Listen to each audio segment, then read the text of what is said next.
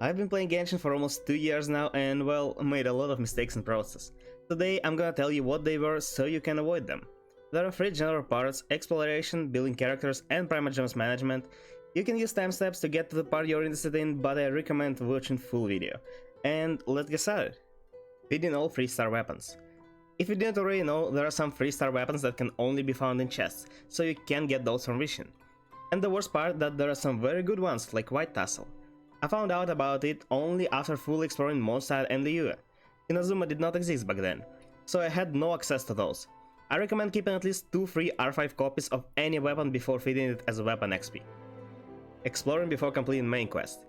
Oh, this one is just my bad habit. So if you're like me and love to explore before doing any quest, you should probably resist it.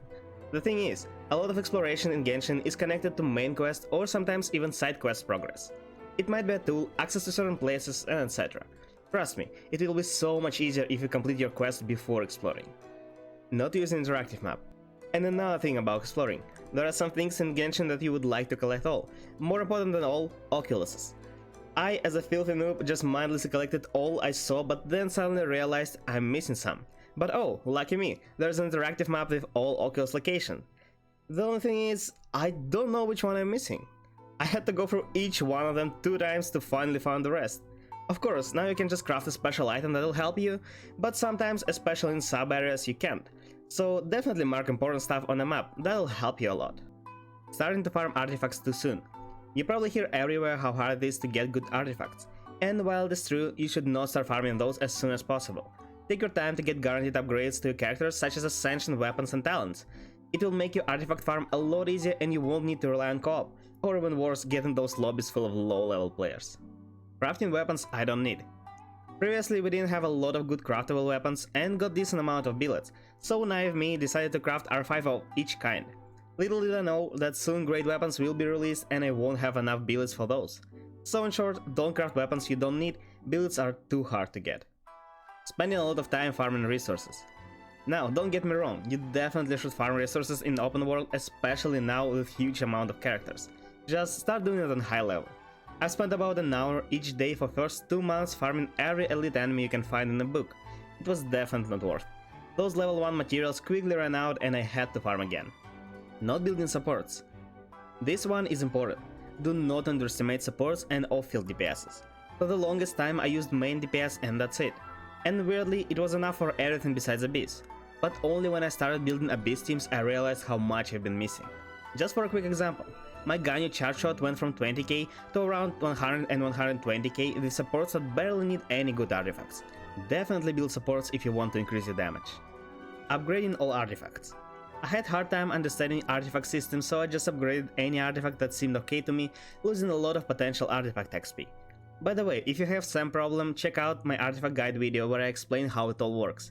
So be mindful about what artifacts you upgrade, you don't have enough XP to upgrade them all. Spending primogems on standard banner. I think by now almost everybody knows how banner system works, but back in the beginning I had no idea what event and standard banners are, and since I didn't want 20, I just spent primogems to roll 30 times on standard banner. But now I never do that since you'll eventually get characters from standard banner by losing 50-50 in event 1. Yeah, eventually. Pulling for characters because of meta. Fortunately it struck me only once, but one day I decided to get characters because I thought it's super strong. And sometimes it's okay if you're a tryhard gamer, but trust me, you can make any character work with some effort. So forget about efficiency, pull for whoever you like. Remember, meta is temporary, waifus and husbandos are forever. Caring too much about Abyss. This goes with previous one, don't get too focused on Abyss, it'll only lead to frustration. Eventually you'll be able to clear it with 36 stars even as free-to-play player, but till then, just get whatever you're able to. I recommend doing 9 and 10 floor since it's fairly easy and just keeping 11 and 12. After all, it's just 600 primogems per month, which is not even a soft PT per year. Trust me, it's not worth it. Not doing login event. If you didn't know, there is a login event in Hoyo Lab that'll give you some rewards every day for free. Of course, rewards aren't that valuable, and I was super lazy to do it every day and I just forgot about it. But then I came up with a simple idea, just put check-in page as starting in your browser. That way, it'll take no time or effort and you can just enjoy your free rewards. That's all I could remember of. Of course, all this stuff is not must-follow list, it's just my opinion that you may or may not listen to. I hope this video helped you and you won't make same mistakes I did, or at least stop making them. If you have any questions, you can leave them in the comments and I'll do my best to answer. And as always, see you guys in the next video. Have a great day.